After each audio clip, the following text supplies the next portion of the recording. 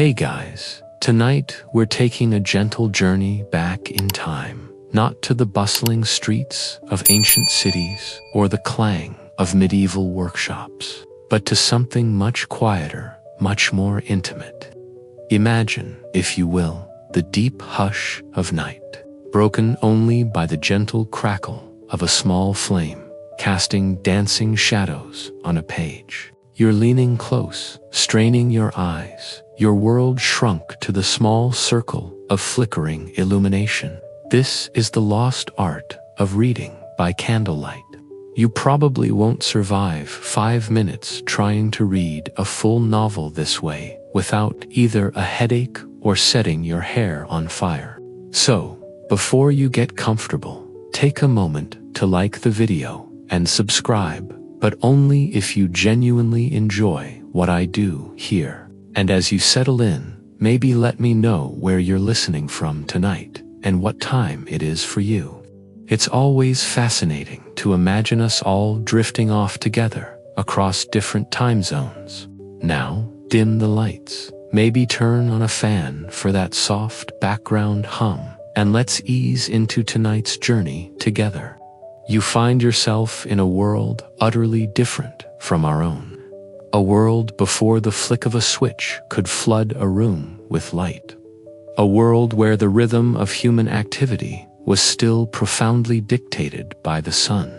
This was the world before electric light, a place where daylight governed work and dusk ushered in a dramatic shift in human behavior. Life slowed down significantly once the sun dipped below the horizon. Without artificial illumination, large-scale activities simply ceased. Farming, construction, bustling markets, all paused. It was like a mandatory, planet-wide power outage every single night. You wouldn't be scrolling through endless content on a phone, would you? That would be absolutely impossible, and quite frankly, unheard of. For most of human history, from ancient civilizations up through the late 19th century, people relied on natural light during the day. When darkness fell, the primary source of illumination for homes was either a fireplace, a very dim oil lamp, or, most commonly, the humble candle. This reliance on such limited light profoundly shaped daily routines, social interactions, and crucially for our story, the act of reading. Imagine trying to navigate your home, let alone a dense text, with only the faint, flickering glow of a single candle. It was a constant exercise in visual strain and careful movement. The hours after sunset were primarily dedicated to activities that didn't require much light. Storytelling, singing, quiet conversation, mending clothes by feel, or simply sleeping. The vast majority of people went to bed shortly after dark and rose with the sun. This created a different kind of sleep pattern, often referred to as biphasic sleep or segmented sleep, where people might sleep for a few hours, wake up for an hour or two, and then return to sleep until dawn. This natural rhythm was undisturbed by the pervasive artificial light we now take for granted. Historians still argue about how common and consistent this biphasic sleep pattern truly was across different regions and social classes. But the influence of natural light cycles is undeniable. Before the widespread availability of even candles, light sources were even more primitive. Animal fats, burned in simple dishes with wicks, served as early lamps, providing dim, smoky light. Torches were used for outdoor travel, but were impractical for sustained indoor illumination. The invention and popularization of candles, while still offering limited light, was a significant technological advancement, allowing for slightly more focused, less smoky illumination indoors. It was like upgrading from a single match to a somewhat more reliable, but still very small, flashlight.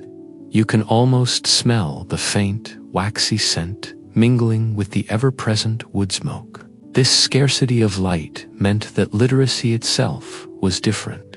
Reading was often a luxury reserved for the educated elite, clergy, or scribes. Books were expensive, handwritten manuscripts, or early printed texts, and precious objects in themselves. The idea of reading for casual entertainment, curled up on a sofa with a paperback, was centuries away. Reading was a serious pursuit, often tied to religious study, legal documents, or scholarly research. And every word, absorbed under a tiny flame, was a word hard. The very act of being able to read after dark was a privilege, a mark of status, and a testament to one's dedication. It required patience, good eyesight, and often considerable expense to acquire both the reading material and the candles to illuminate it. It was a quiet rebellion against the encroaching darkness, a stubborn assertion of intellectual life after the sun had retired, a quirky, fringe tidbit. In some monasteries, monks, who often spent hours studying sacred texts, would sometimes be allotted a specific number of candles for their evening studies, emphasizing the preciousness of this limited light. Imagine knowing your reading time was literally measured in burning wax. So, as you slowly drift into the gentle hum of the night, allow yourself to feel the profound difference of a world bathed only in natural light or the soft, transient glow of a flame. Picture the quiet stillness, the early nights, and the preciousness of every moment of illuminated study. It reminds us that our modern convenience of endless light has utterly transformed our relationship with time, productivity, and the very act of reading. A lost art once confined to the flickering circle of a candle. You've just imagined a world before pervasive electric light, a time when dusk truly brought darkness. Now, let's focus on the humble hero that valiantly pushed back against the night, Candlelight's early reign. For centuries, the flickering flame of a candle was the primary source of portable, personal, artificial illumination, shaping homes, habits, and the very possibility of nighttime activity. Imagine stepping into a medieval or early modern home after sunset. The great hall might have a roaring fire, offering warmth and some ambient glow. But for focused tasks, or for individual rooms, it was the candle that reigned supreme. It wasn't a powerful light source, mind you, more of a localized beacon, creating intimate pools of light and casting long, dancing shadows on the walls. You wouldn't be attempting intricate needlework in the far corner of a room, would you? That would be a recipe for both eye strain and frustration. The mainstream historical fact here is that candles have existed for millennia, with early forms dating back to ancient Egypt and Rome.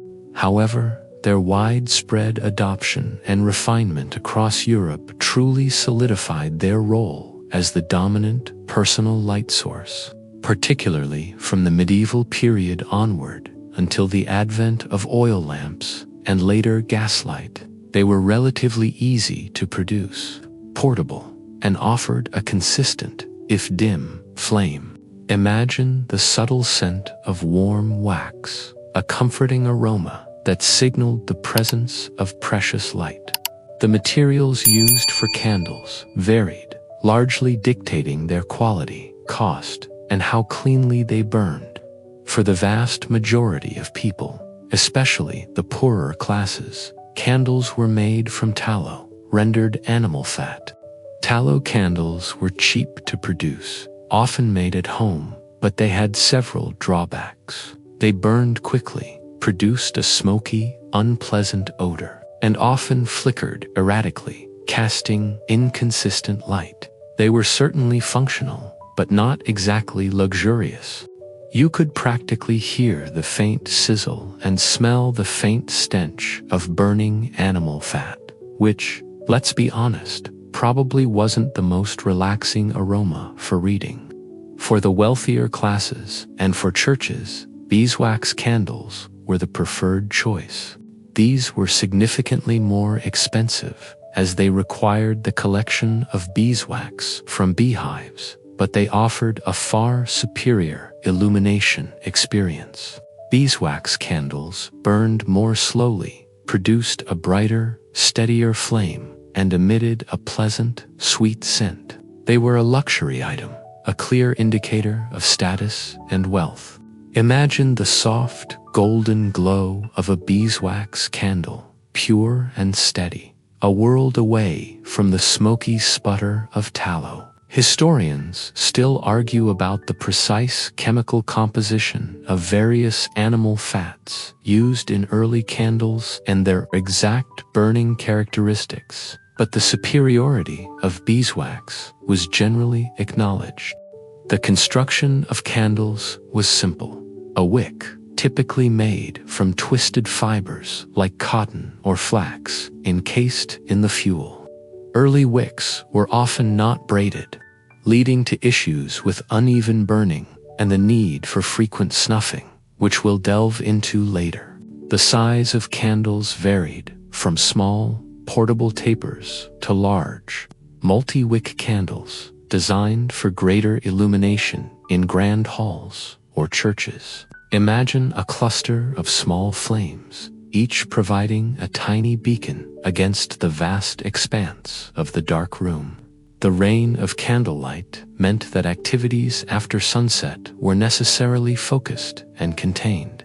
Reading, as our main topic, became an intimate, almost meditative act. The light wasn't expansive. It was a personal sphere, demanding proximity and concentration.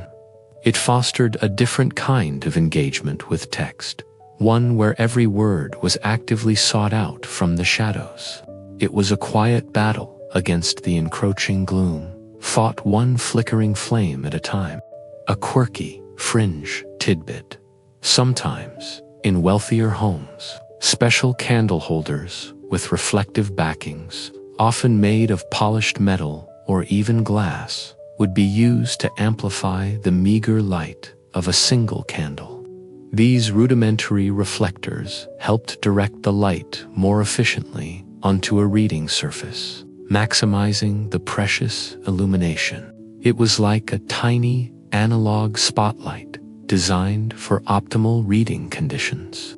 So, as you slowly drift deeper into relaxation, allow yourself to be enveloped by the soft, transient glow of early candlelight. Feel its warmth, smell its subtle scent, and appreciate its humble yet vital role in pushing back the darkness of the ancient and medieval world. It reminds us that even limited technology can profoundly shape human experience, transforming the act of reading into an intimate, precious ritual. And now, perhaps, you'll feel a newfound appreciation for the sheer brilliance of your modern light switch. You've just immersed yourself in the flickering rain of early candlelight, understanding its pivotal role in pushing back the night. Now, let's get a little more hands-on and explore the rather messy yet essential craft of making a medieval candle. Because before you could read by candlelight, someone, often at home, had to make those candles, usually from humble, somewhat pungent materials. Imagine the sights and smells of a medieval household, perhaps on a chilly autumn day, as the family prepares for the long, dark winter ahead. One crucial task is candle making. This wasn't a pristine, factory-produced process. Oh no, it was a domestic chore, often involving animal fat, a bit of heat, and a lot of patience. You wouldn't expect sterile conditions and pleasant aromas, would you? That would be absolutely delightful and utterly unmedieval. The mainstream historical fact here is that the most common type of candle for the vast majority of people was the tallow candle. Tallow is rendered animal fat, typically from beef or sheep. The process began with collecting animal fat, often a byproduct of butchering. This fat would then be rendered, slowly heated, to melt it and separate the pure fat from any impurities or meaty bits. Imagine a large pot simmering over an open fire, the fat slowly liquefying, releasing a rather strong, greasy aroma. It was a labor-intensive, often smelly, but incredibly practical way to recycle animal byproducts. You can almost hear the gentle sizzle and the faint, somewhat unappetizing scent of rendering fat filling the air. Once the tallow was rendered and purified, the next step was to prepare the wick. Wicks were usually made from twisted strands of plant fibers, such as flax, hemp, or cotton. These fibers would be twisted tightly to form a cord. For dipping candles, multiple wicks would often be tied to a stick or frame, ready for repeated immersion. It was a simple yet essential component, as the quality of the wick significantly impacted the candle's burn. There were two primary methods for making tallow candles: dipping and molding. Dipping was the most common. Prepared wicks would be repeatedly dipped into the molten tallow, allowed to cool and harden slightly between each dip, and then dipped again. Each successive dip added another layer of fat, gradually building up the candle's thickness. This was a slow, repetitive process, often done by hand, layer by painstaking layer, until the desired size was achieved. Imagine standing over a pot of molten fat, rhythmically dipping wicks, your hands growing slick with grease. It was a rather hypnotic, if monotonous, task. Molding involved pouring the molten tallow into candle molds, typically made of pewter, tin, or even wood. A wick would be threaded through the center of the mold, and the hot tallow poured in. Once cooled and hardened, the candle would be removed from the mold. Molding produced more uniform candles, but required specific equipment that might not be available to every peasant household. It was a bit like baking, but with less delicious results. For the wealthier classes and in monastic settings, beeswax candles were produced. Beeswax, collected from beehives, was much more expensive than tallow, but yielded a superior candle. Beeswax candles burned cleaner, with less smoke and odor, and produced a brighter, steadier flame. They were often made by rolling sheets of wax around a wick or by dipping, similar to tallow candles, but with a finer material. Imagine the pleasant, sweet aroma of warm beeswax, a stark contrast to the animal fat.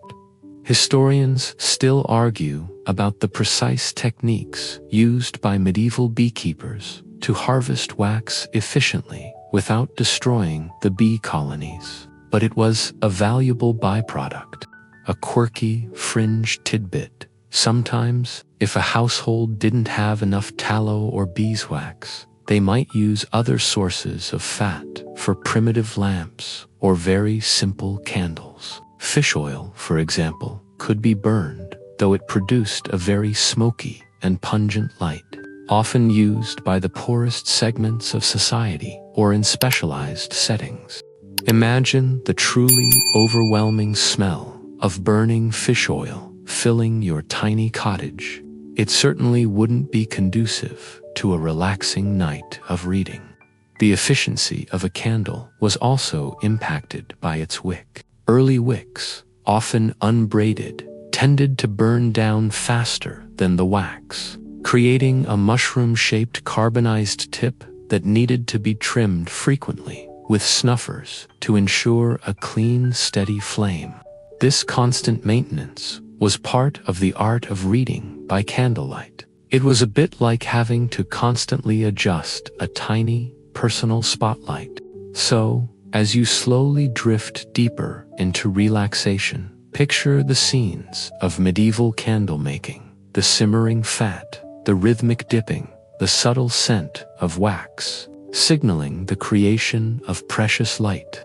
Feel the rough hands of the maker, transforming raw materials into a beacon against the long medieval night. It reminds us that before illumination was a given, it was a carefully crafted necessity, a testament to human ingenuity in the face of darkness. And now, perhaps, you'll appreciate the simple convenience of a light bulb that just ... works. You've just gotten a messy but essential insight into the craft of making medieval candles, understanding the labor behind the flame. Now, let's bring that precious, flickering light indoors and discover how its limitations fundamentally shaped the reading nook defined. Because in a world of dim illumination, where you chose to read was as crucial as what you chose to read. Imagine the interior of a medieval or early modern home after dark. Large rooms would be vast expanses of shadow, punctuated only by the glow of a central fireplace, if one existed. To read, you couldn't simply lounge anywhere. The act of reading by candlelight demanded proximity, focus, and a careful selection of your reading spot. You wouldn't be casually reading in a dimly lit hallway, would you? That would be absolutely preposterous and quite possibly lead to a nasty fall. The mainstream historical fact here is that reading by candlelight was an intimate, localized activity. The effective range of a single candle's light was remarkably small, perhaps a radius of only a foot or two. This meant that the reader had to position themselves very close to the flame, creating a personal, luminous bubble in an otherwise dark room. This intimacy fostered a different kind of reading experience, intensely focused, contemplative, and somewhat solitary. You can almost feel the gentle heat radiating from the flame, highlighting the words on the page and nothing else. Therefore, the ideal reading nook was typically a place that allowed for maximum concentration and minimal distraction, while also providing some protection from drafts that could extinguish the precious flame. This often meant a spot near a window or a sheltered corner of a room. A desk or a table would be essential to hold the book, allowing the reader to lean close to the candle without risking scorching the pages. Imagine a scholar hunched over a large, leather-bound volume, their face illuminated from below by the steady glow, their breath, perhaps, stirring the page slightly. For many, the fireplace hearth was also a common reading spot, particularly in colder months. The ambient glow and warmth from the fire would supplement the candle's light, making the experience more comfortable. A strategically placed chair or stool, perhaps with a high back to block drafts, would create a cozy, if still dim, reading environment. It was like having a natural heating element and a built-in mood light, all in one. You wouldn't want your fingers to freeze while turning pages, would you? That would be dreadfully uncomfortable. The scarcity of light meant that reading was often a deliberate, purposeful act, not a casual pastime. It was engaged in by those with a specific need to read: scholars, clergy, merchants, keeping ledgers, or nobles corresponding. The reading nook was less about leisure and more about necessity. Every minute spent under that flickering light was an investment of precious resources: wax, wick, and strained eyesight. This emphasis on purpose meant that the reading material itself was likely treated with immense reverence. A quirky, fringe tidbit: heavy books at an angle conducive to reading in dim light. These stands sometimes had adjustable elements, or even small, built-in holders for candles, positioning the flame optimally close to the text while minimizing the risk of fire. It was like a rudimentary ergonomic workstation designed for maximum efficiency under challenging lighting conditions. Imagine a monk meticulously adjusting his candle on its tiny perch, ensuring every sacred word was visible. The choice of reading material also played a role. Larger fonts, clear hand lettering, or generously spaced lines would have been easier to decipher under dim light. Books with illustrations or illuminations could offer visual breaks from the textual strain.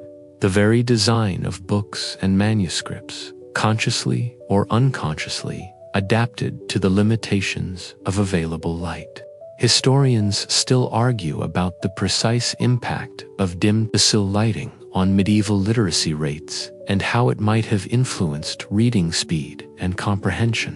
The act of defining a reading nook was therefore an act of claiming a precious space for intellectual engagement. It was a quiet assertion of the importance of the written word in a world where darkness often dictated submission to rest.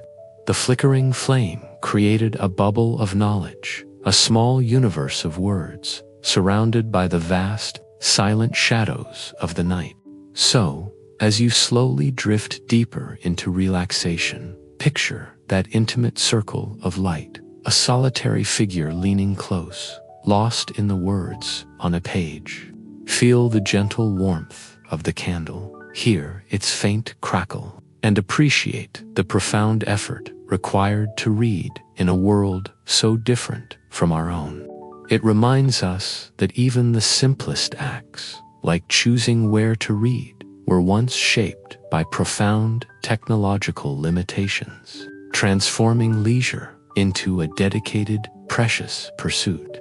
And now, perhaps, you'll feel a newfound appreciation for your bedside lamp, effortlessly illuminating your entire book.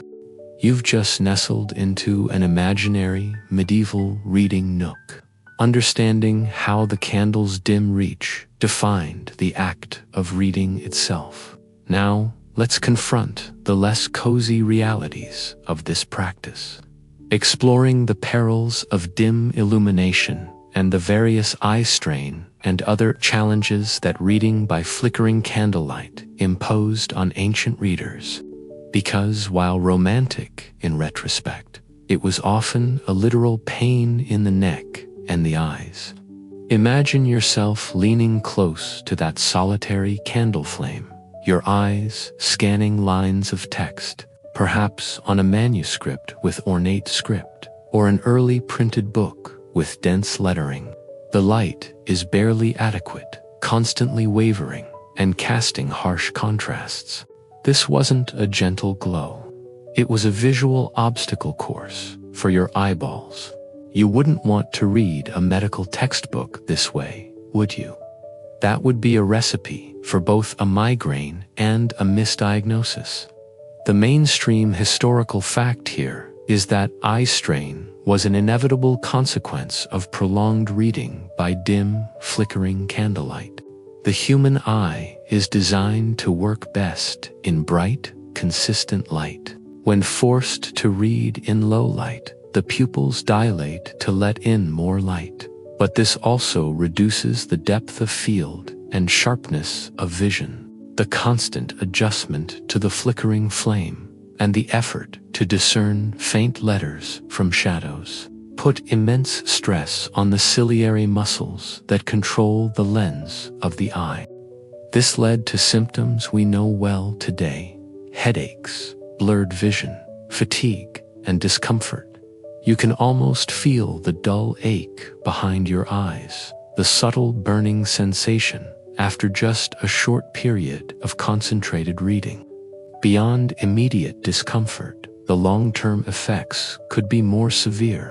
While it's difficult to definitively prove a direct causal link, it's highly plausible that prolonged reading in dim light contributed to vision deterioration over time. particularly for those who spent many hours on scholarly or clerical work. Presbyopia would have been exacerbated, making reading increasingly difficult as one grew older, especially without modern corrective lenses. Historians still argue about the precise prevalence of myopia in medieval populations and its potential links to reading habits versus genetic or other environmental factors. Another peril was the smoke and fumes produced by candles, especially the cheaper tallow ones. Burning fat releases soot and other particulate matter into the air. In a poorly ventilated room, inhaling these fumes over prolonged periods could contribute to respiratory issues. And the smoke could also stain pages, smudging delicate ink and adding another layer of difficulty to reading. Imagine trying to concentrate on a philosophical text while coughing gently from the acrid smoke wafting into your face. Not ideal for deep contemplation. Then there was the ever-present danger of fire. An open flame in close proximity to flammable materials like paper, parchment, and textiles was a constant hazard. A moment of distraction, a sudden draft, or a clumsy movement could lead to disaster. Many valuable manuscripts and personal libraries were undoubtedly lost to candle-related fires throughout history. Imagine the chilling thought of your precious, hand-copied book, painstakingly acquired, suddenly catching fire. It adds a real sense of risk to every evening reading session. You wouldn't want to ignite your beard while trying to read a thrilling adventure story, would you? That would definitely ruin the plot twist. The limited illumination also affected the size and style of writing. Scribes and printers, consciously or unconsciously, adapted to the conditions. Larger scripts were easier to read. The density of text might be reduced to improve legibility. Illustrations and illuminations, with their vibrant colors, could serve as visual anchors in a sea of dim text, making it easier to track progress or simply providing visual relief for strained eyes. The very design of books was influenced by the constraints of the light source. A quirky, fringe tidbit, in some extreme cases, particularly for very dedicated scholars or copyists working through the night. Reports suggest they would sometimes use a reading cap with a shade to further direct the candle's meager light directly onto the page and block out peripheral distractions. This was a rudimentary form of a personalized spotlight, a desperate attempt to optimize the limited illumination. Imagine donning a strange, lampshade-like hat, all for the sake of one more paragraph. The experience of reading by candlelight, therefore, was a test of endurance, a deliberate act of engagement. It cultivated patience, sharpened focus, and imbued the written word with an almost sacred preciousness. It wasn't a casual pastime. It was a dedicated pursuit, fraught with visual and physical challenges. So, as you slowly drift deeper into relaxation, appreciate the effortless brilliance of your modern reading light, free from smoke, flicker, and fire hazard. Picture the medieval reader, straining their eyes, enduring the discomfort, all for the sake of knowledge or story. It reminds us that the pursuit of understanding has often been a physically demanding journey, where even the simple act of reading was an act of quiet perseverance. And now, perhaps, you'll feel a newfound gratitude for the invention that allowed us all to read comfortably long into the night. Now, let's consider the much more tangible aspect of this illumination: candle time economics. Because the ability to have light after dark was not just a matter of technology, but of significant cost, profoundly impacting social class and daily life. Your decision to light a candle wasn't made lightly. Every flickering flame represented a measurable expenditure, a tangible chunk of your meager resources. Light, after dark, was a luxury, and its consumption was a constant negotiation between need, desire, and financial reality.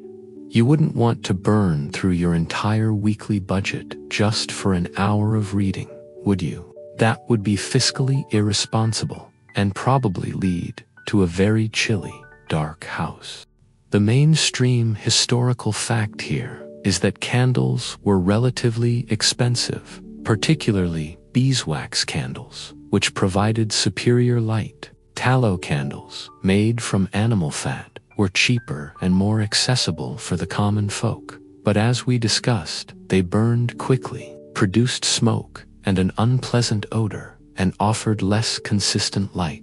Were a significant luxury, primarily used by the wealthy in churches, and by scholars or scribes who absolutely needed better illumination for their precious work. Imagine the subtle scent of wealth permeating a grand hall, purely from the burning wax. You can almost hear the soft sizzle of a tallow candle, a constant reminder of its rapid consumption. The cost of candles meant that lighting was often conserved. In most peasant homes, the main source of evening illumination would be the communal hearth fire. Candles would be lit sparingly, perhaps only for specific tasks requiring focused light, like mending clothes, or for a brief period of reading before bed. A family might gather closely around a single candle, maximizing its meager light. This encouraged communal activity in the evenings, as individuals couldn't easily retreat to separate, brightly lit rooms. For the wealthy, while candles were more abundant, their cost was still a consideration. Grand halls might be lit by dozens, even hundreds, of candles on special occasions, creating a dazzling spectacle of light. But for everyday use, even the nobility practiced a degree of frugality. The number of candles burned was a subtle indicator of wealth and status, but it was also a conscious economic decision. Imagine the chief steward carefully counting the candles, knowing each one represented a financial outlay. We used how many candles for the Duke's visit last night? Good heavens, we'll be bankrupt by Christmas. A bad harvest could mean less animal fat for tallow, driving up prices. A poor season for bees could make beeswax even more scarce and expensive. This economic volatility added another layer of uncertainty to daily life and the ability to afford light after dark. Historians still argue about the precise economic value of candles relative to average medieval wages, as prices varied significantly by region and time period. A quirky, fringe tidbit.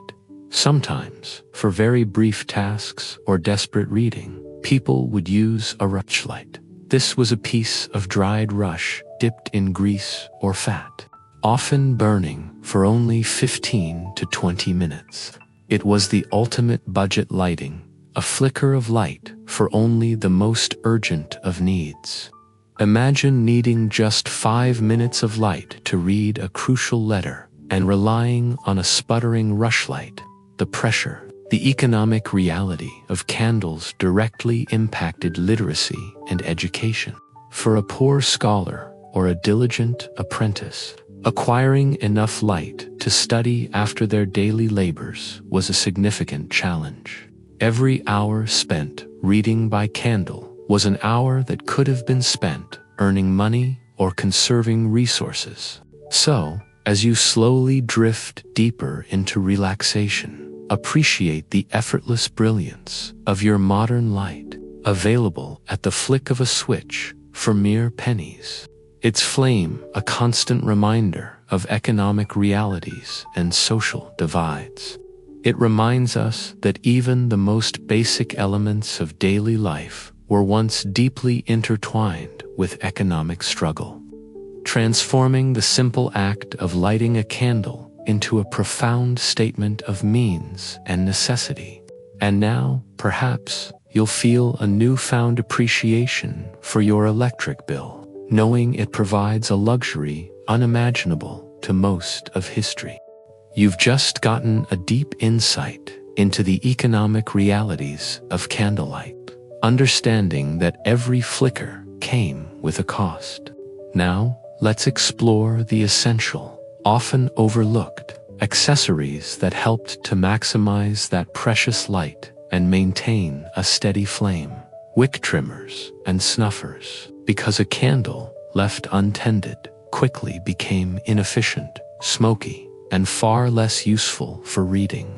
Imagine yourself in a dimly lit Victorian study, a book open before you, illuminated by a single carefully positioned candle. As the wick burns, it lengthens, eventually forming a black, mushroom-shaped, carbonized tip. This mushrooming causes the flame to become smoky, dim, and unstable, casting erratic shadows that make reading incredibly difficult. To counteract this, you needed specialized tools. You wouldn't want your precious reading time to be ruined by a sputtering, sooty flame, would you? That would be dreadfully frustrating. The mainstream historical fact here is that wick trimmers, also known as snuffers or scissors snuffers, were indispensable tools. Prior to the invention of self-consuming wicks in the 19th century, candle wicks did not burn away completely. Instead, they would grow longer and longer as the candle burned, drawing too much fuel and causing the flame to smoke, flicker, and produce soot. Wick trimmers were essentially specialized scissors with a small, box-like container attached to one blade. This container was designed to catch the trimmed, glowing wick, preventing it from falling onto the table, scorching the surface, or setting fire to anything flammable. Imagine carefully snipping away the glowing tip. The small snip sounded a gentle punctuation in the quiet room. It was a delicate, precise operation, requiring a steady hand. The act of trimming the wick was crucial for maintaining a clean, bright, and efficient flame. A well-trimmed wick provided a steady, upright flame that consumed the wax evenly, producing more light and less smoke. Regular trimming was a part of daily life for anyone relying on candles for illumination, especially for prolonged activities like reading or detailed work. You practically needed a degree in candle maintenance to get through an evening. Beyond trimming, there was also the need to extinguish a candle cleanly. For this, a candle snuffer was used. This was a cone-shaped cap, often made of metal, attached to a handle. To extinguish the flame, you would simply place the cone over the burning wick, depriving the flame of oxygen and extinguishing it cleanly, without any lingering smoke or unpleasant odor. Blowing out a candle, while quick, often produced a puff of smoke and a lingering smell of burnt wick, which was considered crude and undesirable in polite society, especially indoors. It was a small act of refinement, a polite way to usher in the darkness. These tools, particularly the snuffers and trimmers, became common household items, ranging from simple iron implements for poorer homes to elaborately decorated silver or brass sets for the wealthy. They were often kept on the reading desk or near the candle, ready for immediate use. They were not just utilitarian, they could also be objects of beauty, reflecting the importance of light and the rituals surrounding it. Historians still argue about the precise moment in the 19th century that self-consuming wicks became universally adopted and rendered these tools obsolete. But for centuries, they were indispensable. A quirky, fringe tidbit, sometimes, in a pinch, if a snuffer wasn't available. A quick-witted individual might use the broad side of a book or even a damp finger to pinch the wick, though this was less elegant and carried the risk of getting soot or burns on your fingers. It was a testament to the ingenuity born of necessity when formal tools weren't at hand. Imagine trying to discreetly pinch out a wick at a formal dinner party, a true test of nerve and stealth. The existence and necessity of these tools highlight the fundamental difference in how light was experienced and managed in the pre-electric era. Light was not a constant, effortless presence. It was a living thing, a flame that required attention, care, and the right implements to perform its duty effectively. The act of reading by candlelight was therefore a participatory one, involving active management of your illumination. So, as you slowly drift deeper into relaxation, envision the careful hands, the steady snips of the wick trimmer, and the clean plink of the snuffer, bringing order to the flickering flame. Feel the subtle shift from smoky dimness to clear light, all thanks to these humble yet essential tools. It reminds us that even the simplest technologies often come with their own set of rituals and accessories, shaping our interactions with the world around us. And now, perhaps, you'll feel a newfound appreciation for your light bulb's maintenance-free brilliance. You've just gained a deep appreciation for the practical tools that maintained a candle's precious flame. Now, let's consider another profound consequence of limited individual light: the widespread tradition of reading aloud. Because in a world where personal illumination was scarce and books were costly, reading was often a communal experience, a shared journey into the written word. Imagine the deep hush of a medieval hall or a cozy cottage after dark. A single candle or a small fire casting its limited light. A family or a group of gathered individuals are huddled together, listening intently as one person reads from a precious book or manuscript. This wasn't just about entertainment. It was a primary way for information, stories, and knowledge to be disseminated in a largely pre-literate society. You wouldn't expect everyone to be silently engrossed in their own ear-reader, would you? That would be absolutely fantastical, and also very lonely. The mainstream historical fact here is that reading aloud was the dominant form of reading for much of history, particularly before the widespread availability of cheap books and abundant artificial light. Even those who could read silently often chose to read aloud, or at least to This was partly due to the physical challenges of reading by dim light. Speaking the words helped with comprehension and tracking, but it was also deeply cultural, rooted in a tradition of oral storytelling and communal sharing of knowledge. You can almost hear the rhythmic cadence of the reader's voice, bringing ancient tales to life in the dim light. For families, evening hours, after a long day of labor, were often spent gathered around a central light source. Instead of each person struggling to read their own text, one literate member would read aloud to the others. This might be a religious text, a collection of fables, a heroic epic, or even news and official proclamations if a relevant document was available. It was a precious shared experience, fostering family bonds and transmitting cultural narratives. Imagine the children, their eyes wide, listening to a thrilling tale of knights and dragons, illuminated by the flickering glow. It was the original bedtime story, but for the whole family, and perhaps a few neighbors who squeezed in. In monastic settings, where literacy was much higher, The tradition of reading aloud during communal meals was common. Even in scholarly circles, discussions often revolved around texts read aloud, with participants debating their meaning.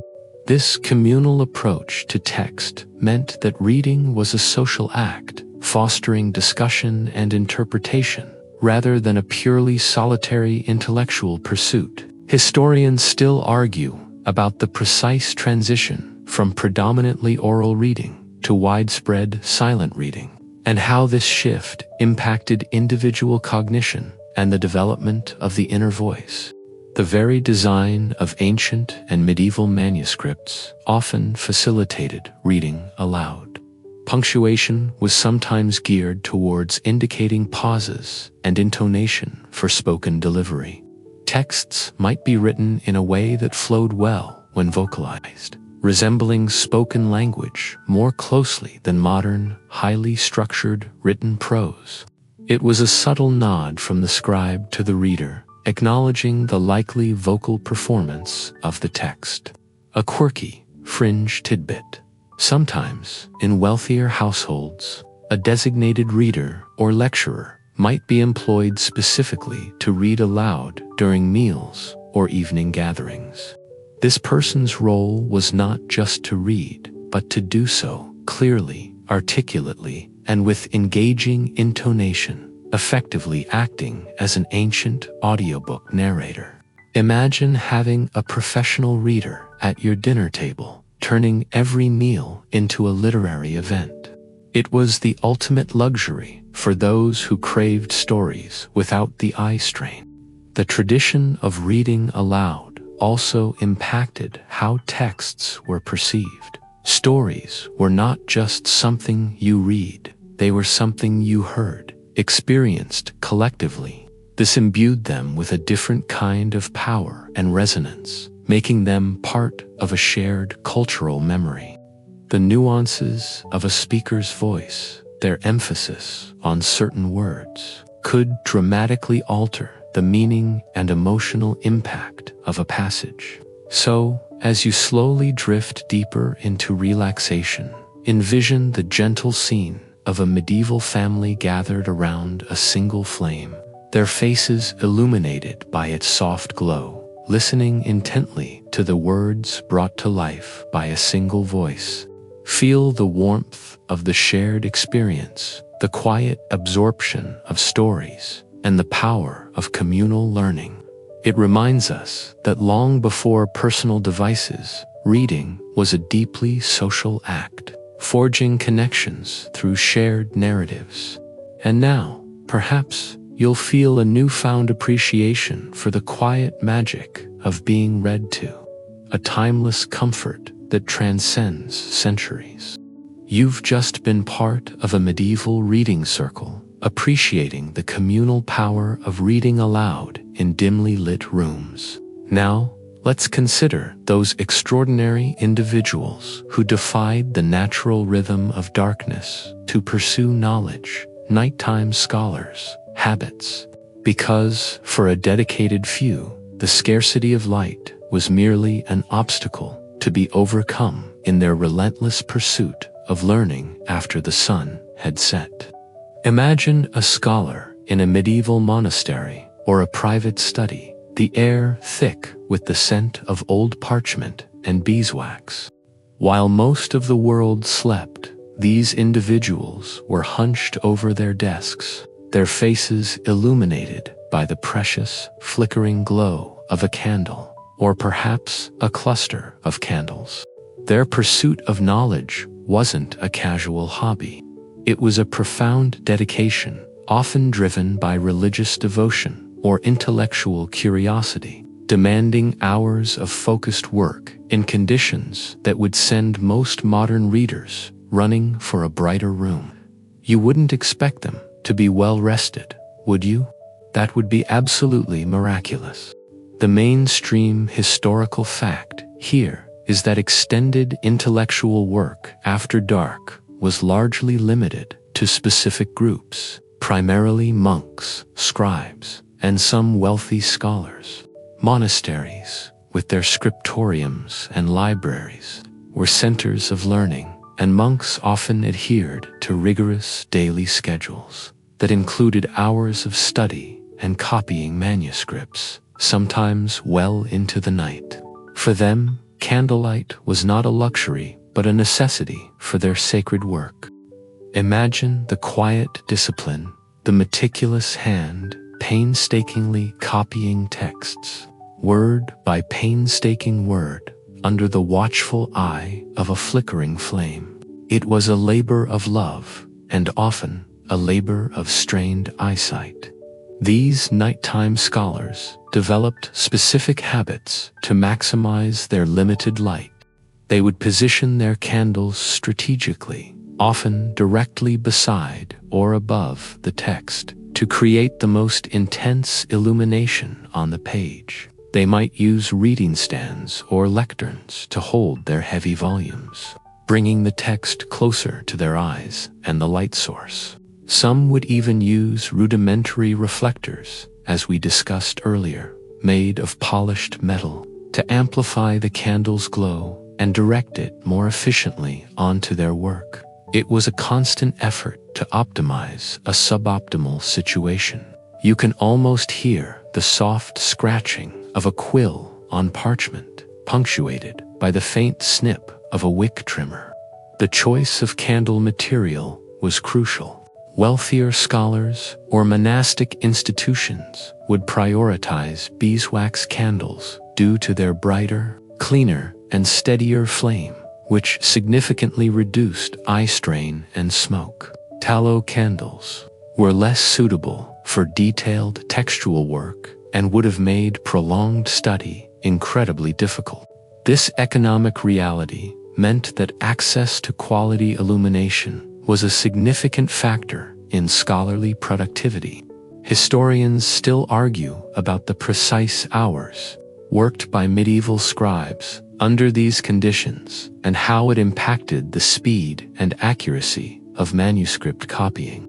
A quirky, fringe tidbit, sometimes to prolong the life of their precious candles. Scholars might wear a candle shield, a small, reflective piece of material, often paper or thin metal, wrapped around the candle to concentrate the light downwards onto the page and prevent it from dispersing inefficiently.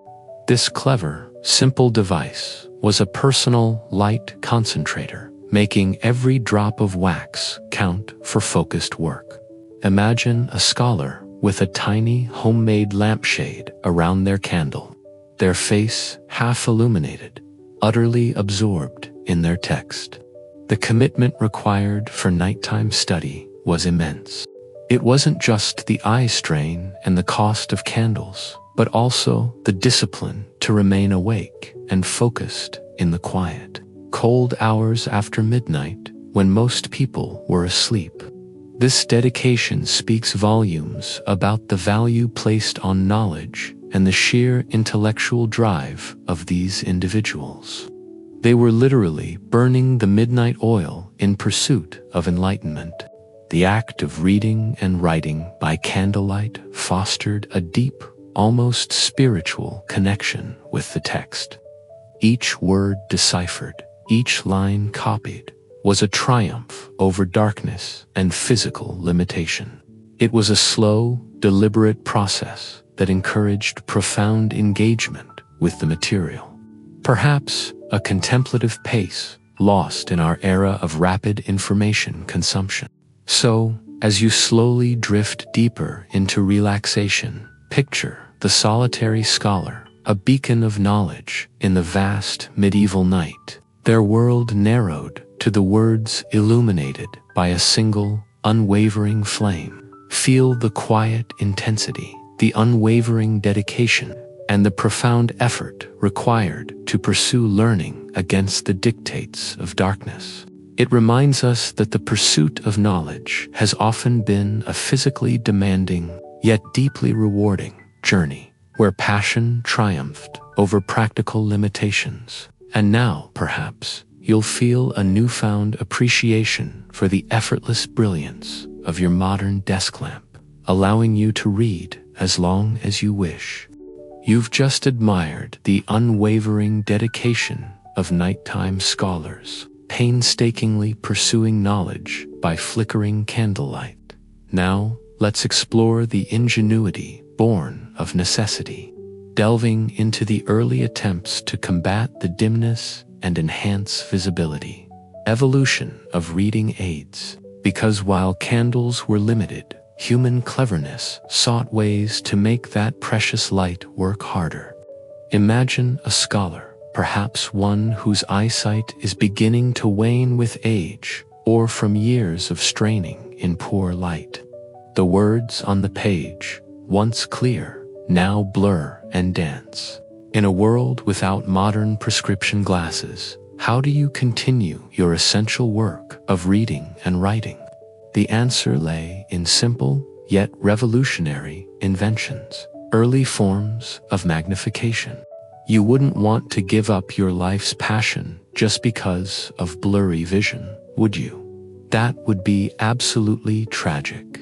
The mainstream historical fact here is the development of reading stones or magnifying glasses in the late Middle Ages, often attributed to the 13th century.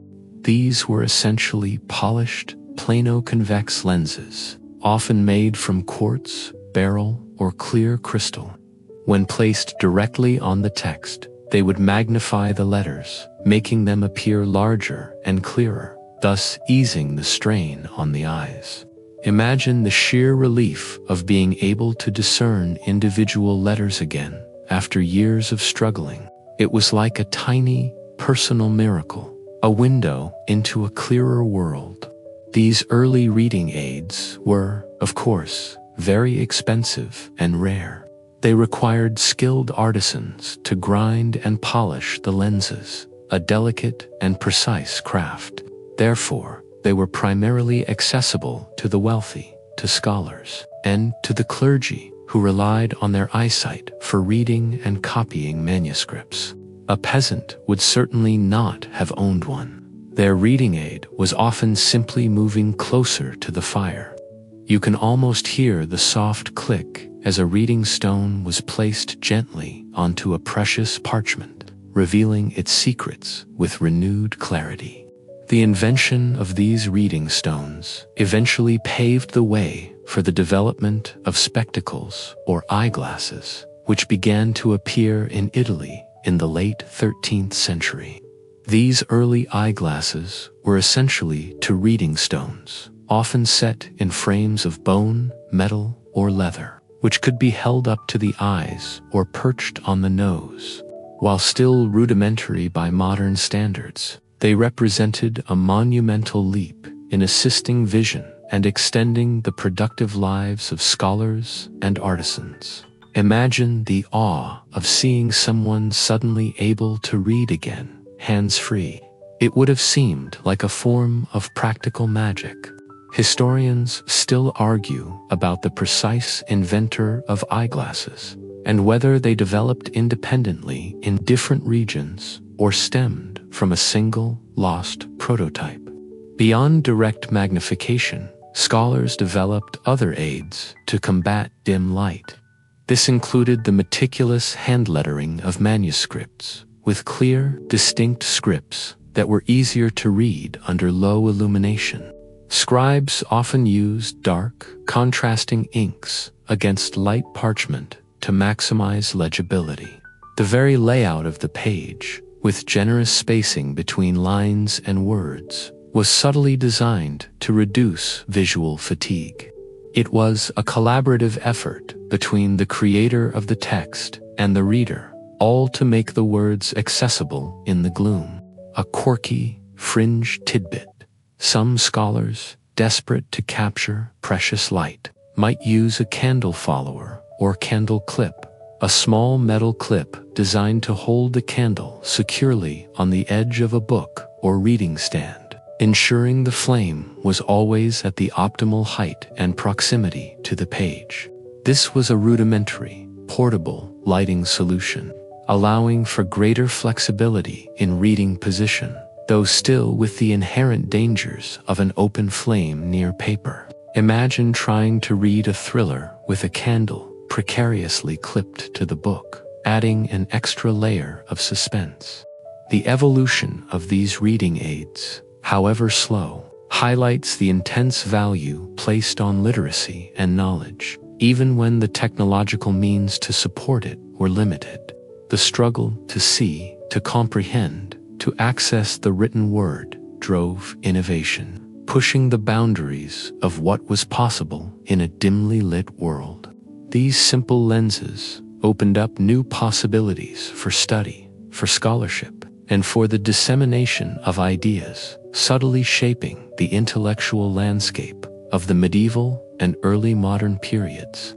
So, as you slowly drift deeper into relaxation, picture the ancient scholar, their eyes weary, but their mind eager, finding clarity through a simple piece of polished crystal. Feel the gentle magic of magnified words emerging from the dimness. It reminds us that human ingenuity, driven by a thirst for knowledge, has always found ways to overcome limitations, making the inaccessible visible, one magnified letter at a time. And now, perhaps, you'll feel a newfound appreciation for the effortless clarity provided by your modern eyeglasses or contacts. You've just peered through the early magnifying glasses of history, appreciating how ingenious aids helped scholars see more clearly in dim light. Now, let's shift our scene from solitary study to communal comfort, exploring the timeless tradition of fireside storytelling. Because before books were widely accessible and individual reading lights were a dream, the flickering flames of the hearth were the center of entertainment, illuminating not just faces, but imaginations. Imagine yourself gathered with family and neighbors on a long, dark, medieval night. The bitter cold of winter gnaws at the edges of the cottage, but inside, the central hearth roars, its cheerful flames casting dancing shadows across the rough-hewn walls. There's no glowing screen, no distant flicker of a television. Instead, a voice, perhaps a parent, a grandparent, or a traveling storyteller, spins tales, their words weaving pictures in the cozy, fire-lit gloom. You wouldn't expect to settle down for Netflix, would you? That would be absolutely preposterous and also rather lonely. The mainstream historical fact here is that oral tradition and storytelling were paramount in pre-literate or semi-literate societies. Before widespread literacy and printing, stories, history, news, and moral lessons were primarily passed down by word of mouth.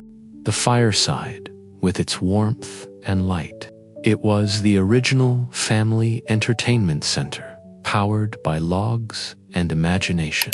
You can almost feel the comforting warmth radiating from the flames, hear the gentle crackle of the wood, and the steady cadence of the storyteller's voice. For medieval peasants, after a grueling day of labor, the fireside offered a precious respite. It was a place to unwind, to connect with family, and to be transported beyond the confines of their daily lives through the power of narrative.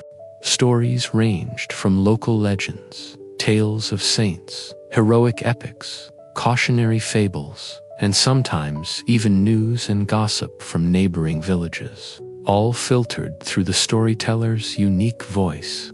It was a living library, shared aloud in the flickering light.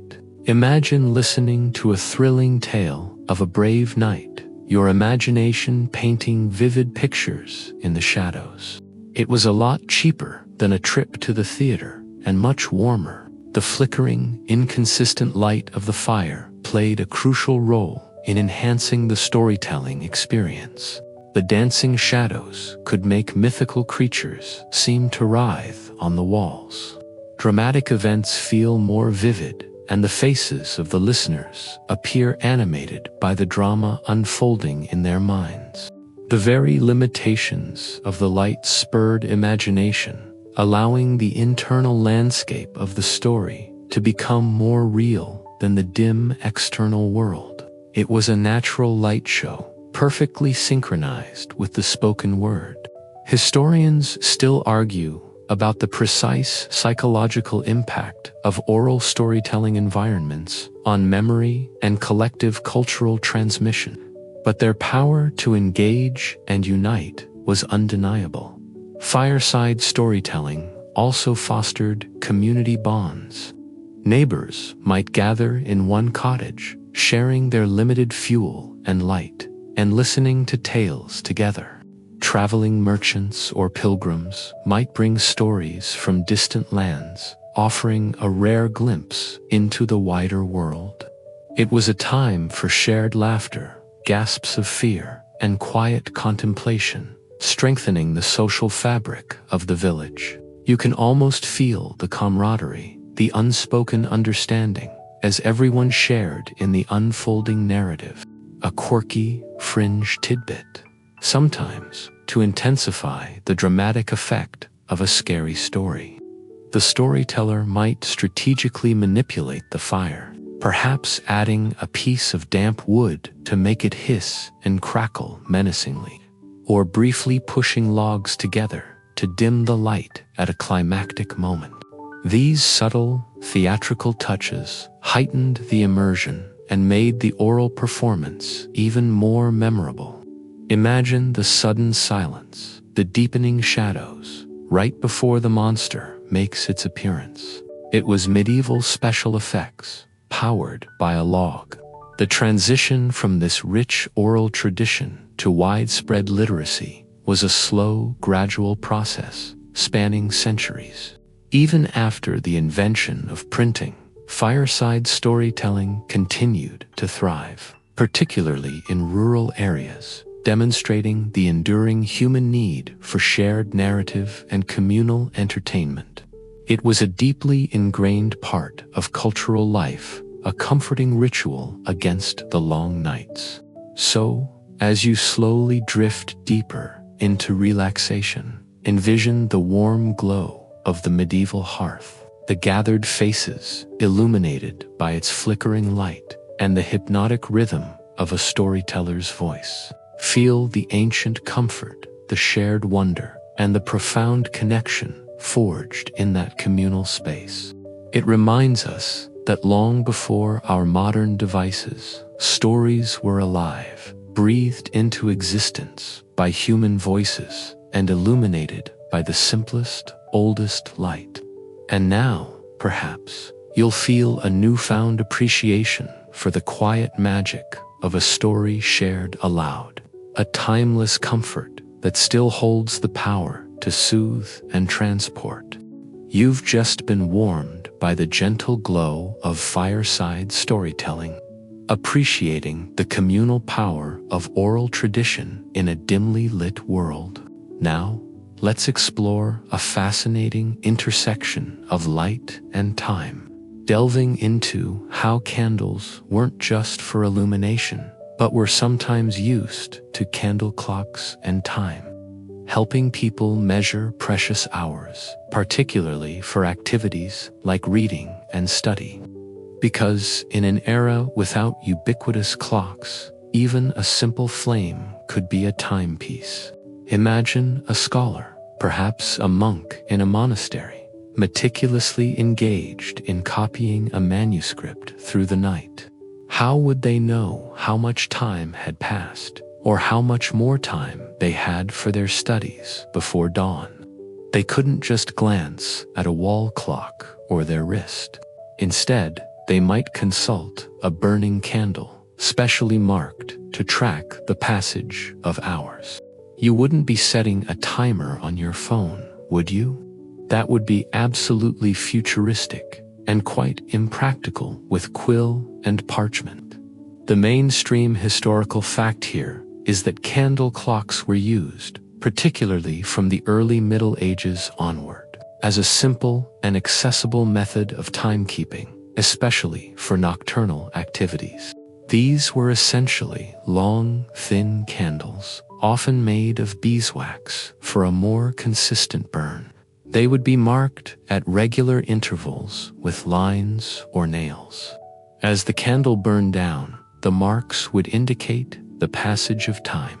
For example, if a candle was marked to burn an inch every hour, then after 3 inches had melted, 3 hours had passed. It was a visual, tangible countdown illuminated by its own progress. You can almost see the molten wax slowly creeping down the side, silently marking the seconds, minutes, and hours. These candle clocks were particularly useful for tasks that required a specific duration, such as a monk's vigil, a scholar's allotted study time, or even for domestic chores. For someone reading by candlelight, a marked candle provided a way to gauge how long they had been engrossed in a text, helping them manage their limited resources of both light and time. It was a form of ancient time management, a burning reminder of the fleeting nature of light and opportunity. Good heavens, that's 3 inches gone. I must finish this chapter before the next mark. The accuracy of candle clocks was, of course, far from perfect. Factors like drafts, variations in the wax's purity, or inconsistencies in the wick could affect the burning rate. However, for their time, they provided a remarkably practical and widespread solution for measuring time after dark, when other methods, like water clocks or sundials, were either too complex, expensive, or impractical for night use. Historians still argue about the precise methods used to calibrate these candles for consistent burn rates, and how widely they were adopted across different social strata. A quirky, fringe tidbit: King Alfred the Great of Wessex, a prominent figure in 9th century England, is famously credited with inventing, or at least popularizing, the use of candle clocks in England. He reportedly used them to regulate his daily activities, including his periods of prayer and study, ensuring he dedicated specific amounts of time to each pursuit. His candles were said to be 12 inches long, marked at inch intervals, each lasting about 20 minutes, with 6 candles burning for 24 hours. He even supposedly used a horn lantern to protect them from drafts, making them more accurate. Imagine the king diligently watching his candles melt, a true master of ancient time discipline. Beyond formal candle clocks, the general act of burning a candle became an informal measure of time. Let's chat for another candle's worth, someone might say, indicating a period of an hour or so. This embedded the candle not just as a source of light, but as a unit of temporal measurement in the everyday language and habits of people. It underscored the preciousness of light and the finite nature of evening hours. The use of candles to mark time highlights a significant difference in the perception of time itself. For medieval people, time was often measured in more natural or functional units. A day's plowing, the ringing of church bells, the burning of a candle. It was less about precise seconds and minutes, and more about the practical segments of daily life. The candle clock was a practical tool that resonated with this organic, task-oriented understanding of time. So, as you slowly drift deeper into relaxation, picture that silently burning candle, its flame, a tiny, living clock, marking the passage of moments in the quiet darkness. Feel the gentle warmth, see the slow descent of the wax, and appreciate how this humble light source served not just to illuminate, but to organize and define the precious hours of the night. It reminds us that ingenuity, born of necessity, can find surprising ways to measure the immeasurable. And now, perhaps, you'll feel a newfound appreciation for the effortless accuracy of your digital clock, quietly ticking away in the darkness. You've just discovered how candles quietly served as timekeepers, marking precious hours in the dimly lit medieval night. Now, let's explore a broader consequence of living in a world dominated by natural light cycles: the profound impact on sleep patterns. Because before electric lights extended our days, humanity's relationship with rest was dramatically different, often involving a lost form of segmented sleep. Imagine the deep, encompassing darkness that descended upon a pre-industrial village after sunset. There were no streetlights, no glowing billboards, no digital screens radiating blue light into the late hours. The only significant light after dusk would come from a fire, a few dim oil lamps, or the flickering candles we've discussed. This intense, pervasive darkness fundamentally shaped human sleep. You wouldn't be pulling an all-nighter for a Netflix binge, would you? That would be absolutely impossible, and frankly, quite boring in the dark.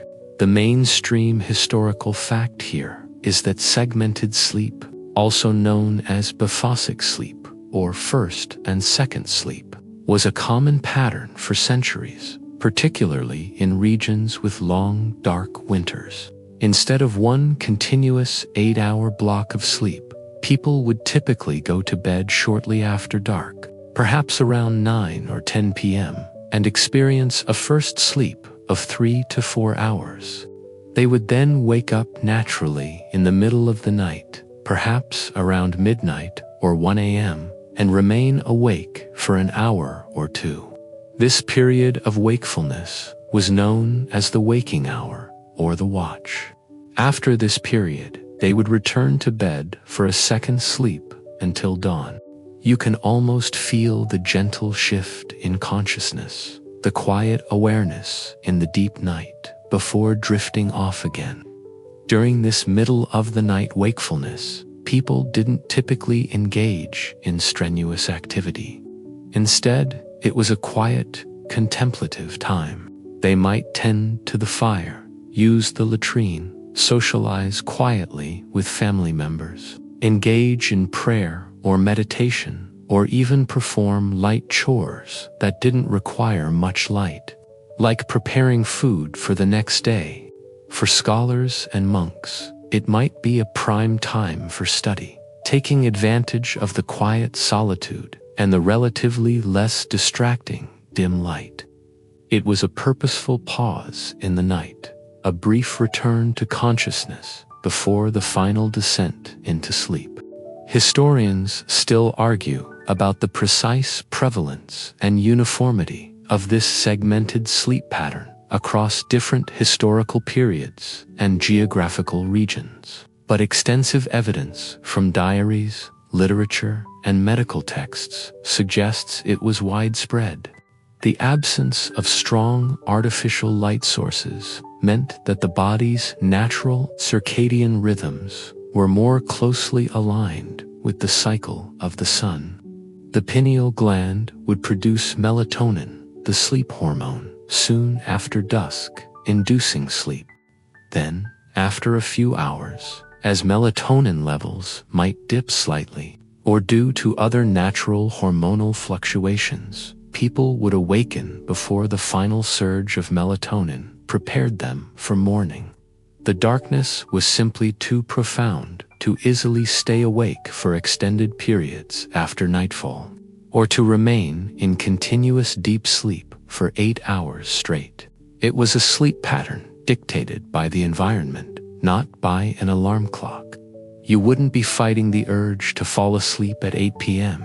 if you had nothing to do but sit in the dark, would you? The invention and spread of artificial lighting, particularly the widespread adoption of gaslight in the 19th century and then electric light in the 20th, gradually began to erode this segmented sleep pattern. As evenings became brighter and activities could extend later into the night, people began to delay their bedtime, pushing for one continuous block of sleep. The waking hour gradually faded from common practice, replaced by our modern monophasic sleep cycle. It was a slow, subtle shift, but one that fundamentally altered human physiology and daily life. Imagine the excitement of being able to read or socialize for hours after dark, no longer bound by the candle's brief flicker. A quirky, fringe tidbit. Some historical accounts suggest that during the waking hour, people would sometimes engage in creative activities, like writing letters, reflecting on dreams, or engaging in quiet philosophical thought. It was a period of introspection and unhurried contemplation, a unique mental space afforded by the quiet of the deep night. Imagine waking up in the middle of the night, and instead of checking your phone, you simply muse profoundly on the meaning of life. Quite a difference, isn't it? The loss of segmented sleep is an interesting modern phenomenon, prompting some sleep researchers to suggest that our current monophasic sleep may not be the most natural or universally beneficial pattern for all individuals. Perhaps our ancestors, with their built-in midnight breaks, were onto something. So, as you slowly drift deeper into relaxation, appreciate the quiet rhythms of the medieval night, the gentle shift between first and second sleep, and the profound impact of natural darkness on human rest. Feel your own body settling into its own unique rhythm, unhurried and calm. It reminds us that our relationship with sleep, like so much else, has been shaped by the technologies we invent, transforming ancient habits into lost arts. And now, perhaps, you'll feel a newfound appreciation for the deep, continuous sleep you're about to experience, a gift of the electric age. You've just explored the fascinating historical concept of segmented sleep, understanding how natural light cycles influenced ancient rest. Now, let's witness the slow, inexorable march of progress as we trace Candlelight's waning dominance and its gradual fading to gaslight. Because the desire for brighter, more consistent, and safer illumination eventually led to new technologies that pushed the humble candle into a more decorative, rather than essential, role. Imagine the bustling streets of a major European city in the late 18th or early 19th century. For centuries, these streets would have been truly dark after sunset, save for the occasional lantern or the distant flicker from a window. Then, slowly at first, something new began to appear. Streetlights that burned with a steadier, more powerful glow than anything seen before. This was the dawn of gaslighting, a revolutionary leap in artificial illumination that promised to transform urban nights. You wouldn't expect to navigate a bustling city street by the dim glow of a single candle, would you? That would be absolutely treacherous and probably lead to many bumped noses. The mainstream historical fact here is that gaslighting began to be widely adopted in major European and American cities from the early 19th century onwards. It involved generating combustible gas, piping it through a network of mains, and then burning it at jets inside specially designed lamps. This provided a significantly brighter and more consistent light than candles or oil lamps. Streets, public buildings, theaters, and eventually wealthier homes began to be illuminated by this new, powerful light. Imagine the awe and wonder of seeing an entire street bathed in this new, steady brilliance for the first time. It was like turning on a celestial floodlight, revolutionizing nighttime safety and activity. The advantages of gaslight were clear. Brightness. Gaslight was much brighter than candles. allowing for more detailed work, reading, and social activities after dark without the same level of eye strain. Consistency.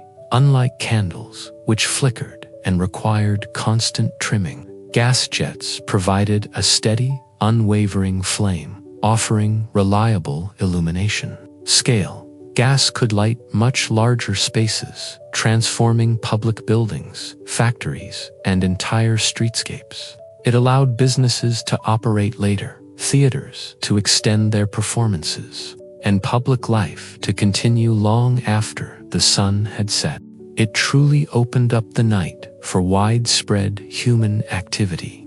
You could finally read a book without constantly having to lean closer or trim a wick. What a relief. However, gaslighting also came with its own set of challenges. It required a complex infrastructure of gasworks and pipes, making it a significant investment.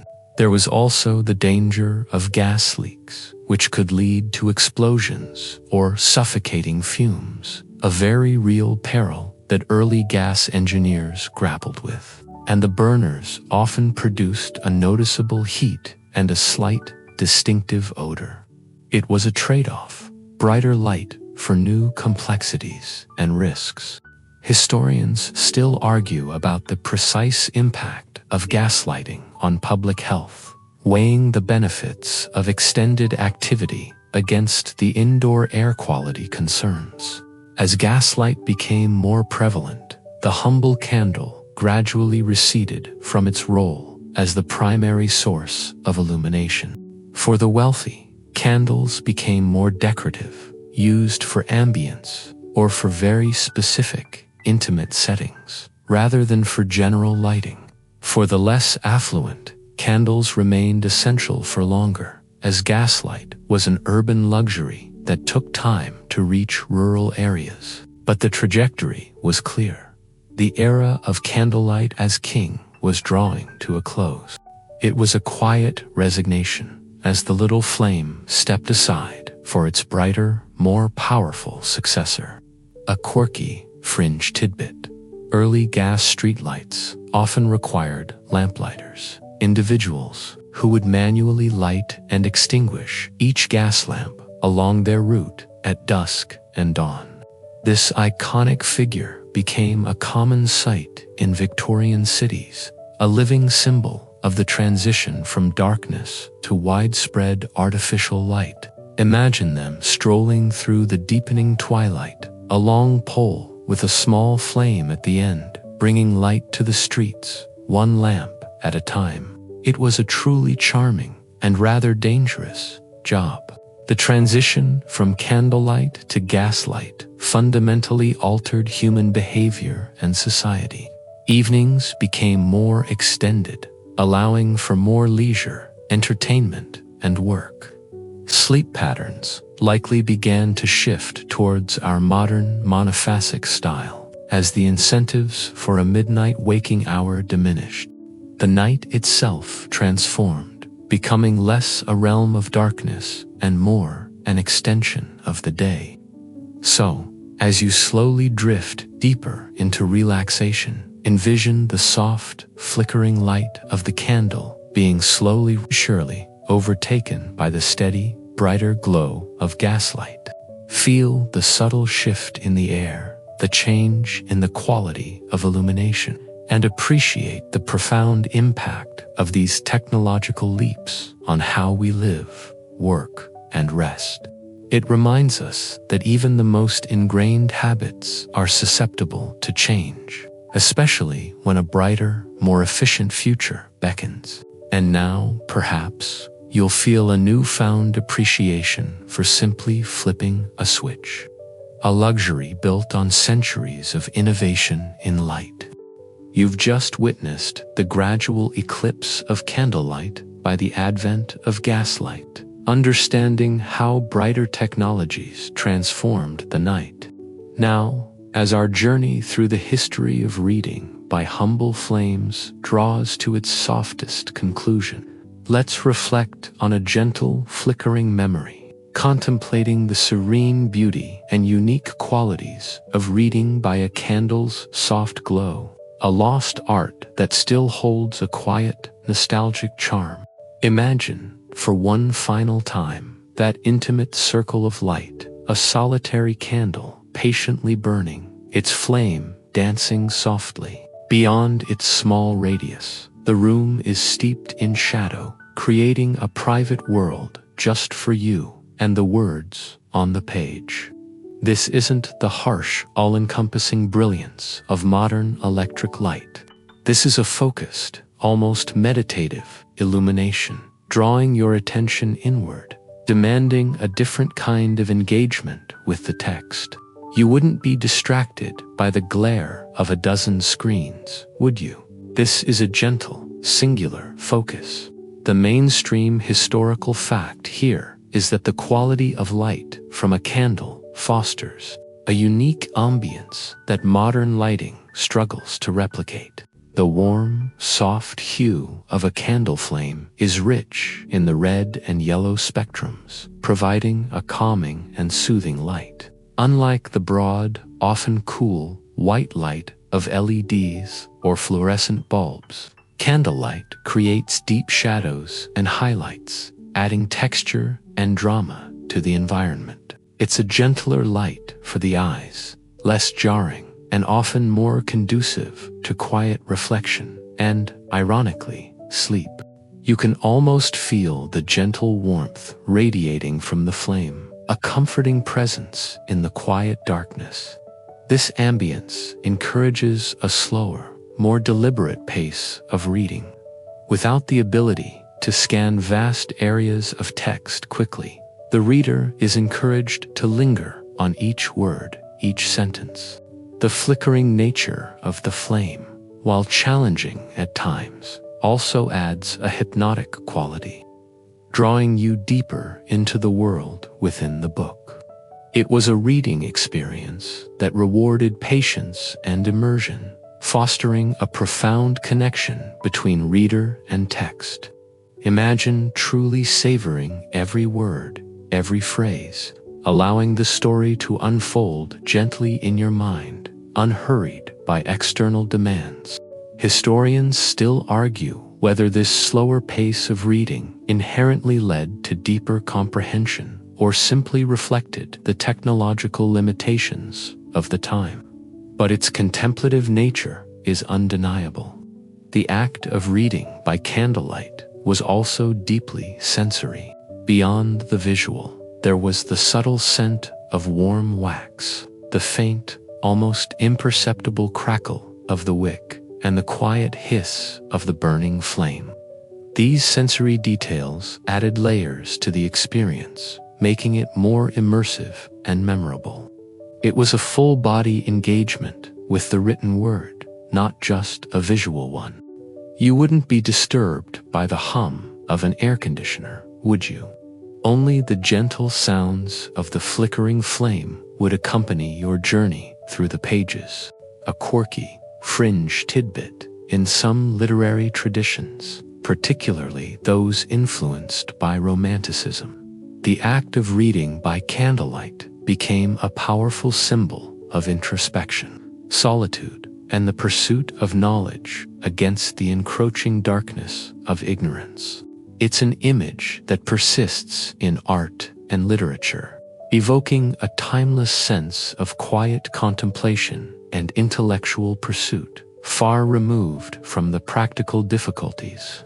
Imagine a brooding poet, quill in hand, lost in thought by the lone flicker of a candle, a classic image of creative solitude.